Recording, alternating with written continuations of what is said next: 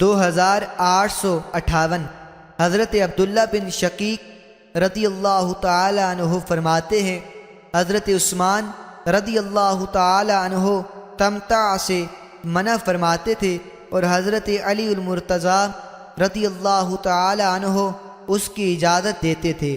پس حضرت عثمان نے حضرت علی المرتضیٰ رضی اللہ تعالی عنہ سے ایک بات کہی، پھر حضرت علی رضی اللہ تعالی عنہ نے فرمایا، آپ کو معلوم ہے کہ ہم نے رسول اکرم صلی اللہ علیہ وسلم کے ساتھ حج تمتع کیا۔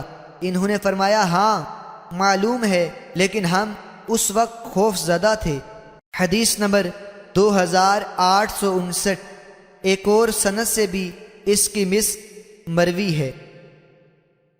حدیث نمبر 2860 حضرت سعید بن مسیب رضی اللہ تعالی عنہ سے مروی ہے، فرماتے ہیں حضرت علی المرتضیٰ رضی اللہ تعالی عنہ اور حضرت عثمان غنی رضی اللہ تعالی عنہ مقام عصفان میں اکٹھے ہوئے اور آپ اور حضرت عثمان غنی رضی اللہ تعالی عنہ حج تمتع یا عمرہ سے منع کیا کرتے تھے۔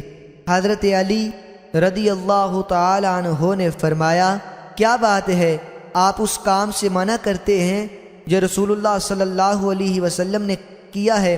تو حضرت عثمان رضی اللہ تعالی عنہ نے فرمایا، ہمیں ہمارے حال پر چھوڑ دو۔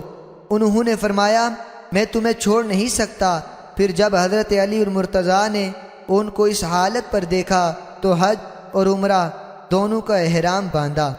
حدیث نمبر 2861 حضرت ابو ذر رضی اللہ تعالی عنہ فرماتے ہیں، حج تمتع رسول اکرم صلی اللہ علیہ وسلم کے صحابہ کرام کے ساتھ خاص تھا۔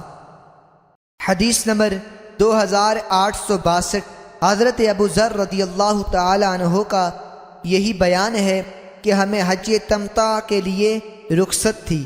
حدیث نمبر 2863 حضرت ابو ذر رضی اللہ تعالی عنہ سے مروی ہے، فرماتے ہیں عورتوں سے متعہ اور حج کا متعہ دونوں ہمارے ساتھ خاص تھے۔